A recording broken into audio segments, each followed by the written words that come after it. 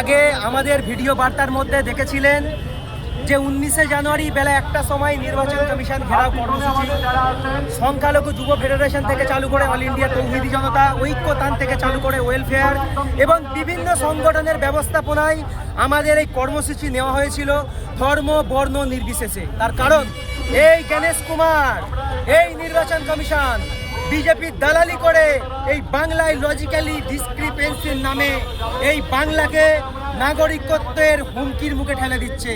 বিহারেতে logical discrepancy কেন হয় না, এই গণেশ কুমারকে জবাব দিতে হবে। না হলে তালা এনেছি, এই তালা কিন্তু গেটে পড়বে।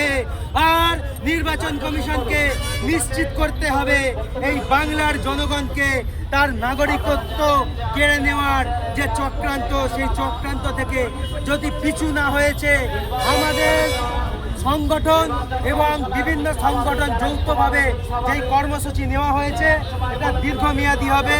এই আন্দোলন আরো তীব্র হবে। বাংলার জনগণ দেখবে, বাংলার মাটি দেখবে আন্দোলন কাকে বলে, আন্দোলন কার নাম ইনশাআল্লাহ।